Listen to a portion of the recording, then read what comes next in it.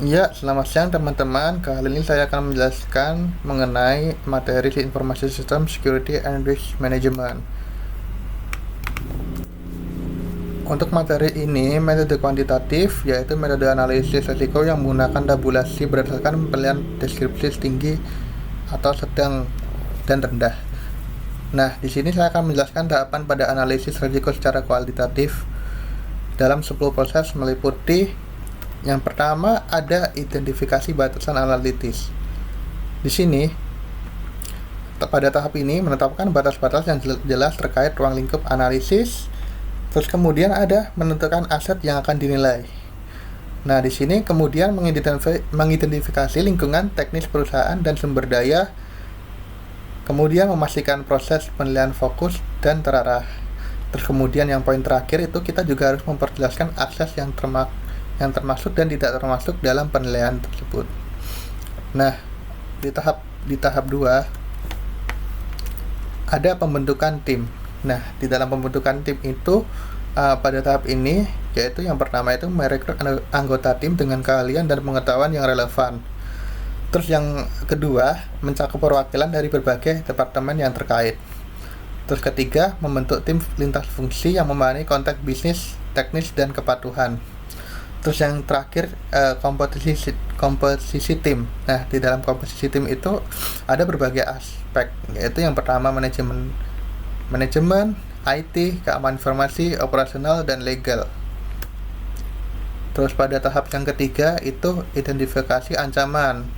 Di dalam identifikasi ancaman itu kita mengidentifikasikan ancaman yang potensial terhadap akses dalam lingkungan analisis. Terus sebagai sumber ancaman itu ada bencana alam, kesalahan manusia, kegagalan sistem, dan serangan cyber.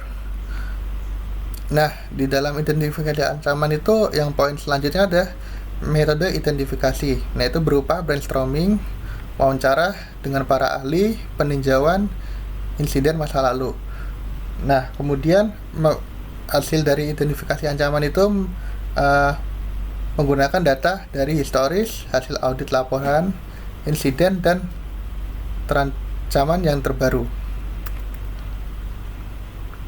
Nah, pada poin selanjutnya, pada poin 4 yaitu prioritas ancaman berdasarkan aset.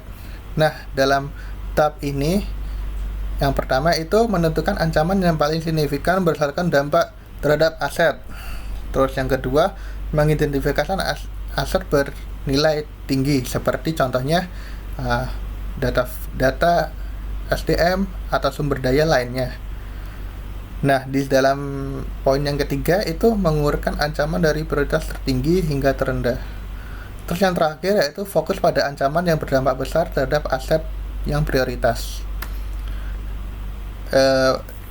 Tahap kelima itu ada dampak kehilangan. Nah, di dalam dampak kehilangan pada tahap ini yang pertama yaitu menilai konsekuensi jika ancaman terjadi. Terus yang kedua, kategori dampak itu dapat dibagi menjadi yang pertama kerugian finansial, operasional, reputasi, dan regulasi. Terus yang pada poin ketiga, menyusun tabel dampak potensial untuk setiap aset dan ancaman. Dan yang terakhir yaitu menentukan kategori tingkat dampak dari tinggi, sedang, sampai ke rendah. Dampak selanjutnya tahap ke-6. Rekapitulasi ancaman dan risiko. Nah, di dalam rekapitulasi ancaman, dampak, dan risiko itu terdapat 5 poin. Yang pertama, mengkonsolidasikan temuan dan dari tahap-tahap sebelumnya. Terus yang kedua itu menunjukkan hubungan antara ancaman, aset terdampak, dan tingkat risiko. Yang ketiga yaitu membuat metrik risiko atau tabel kualitatif.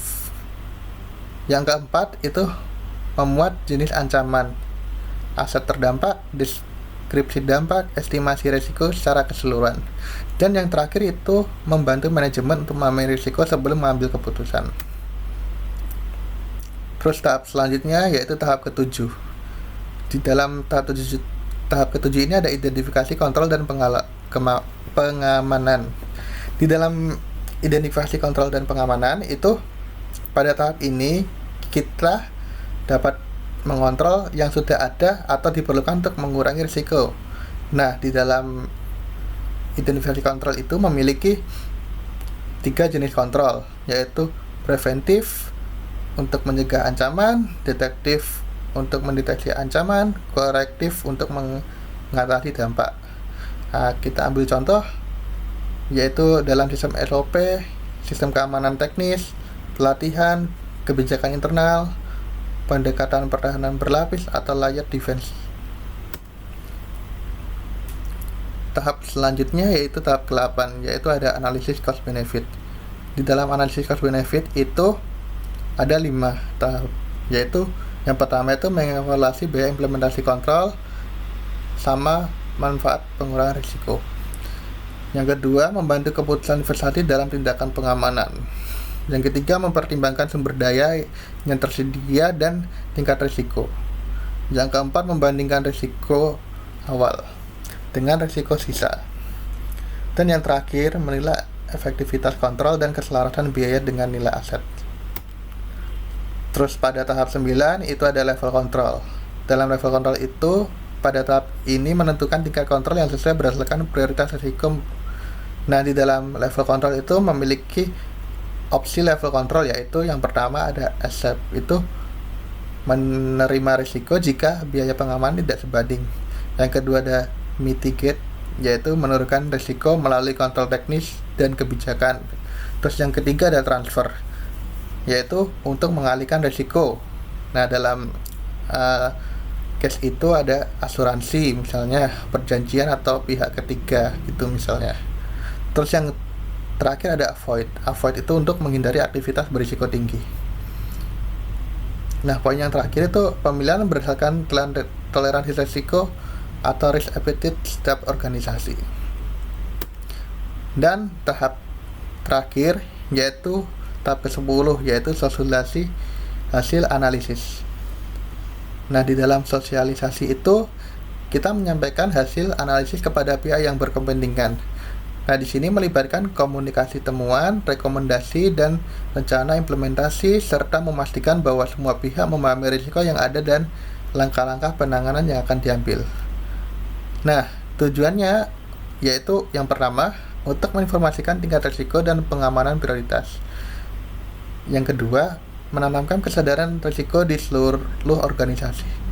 Dan yang ketiga, memperoleh dukungan manajemen untuk implementasi. Demikian presentasi saya. Terima kasih.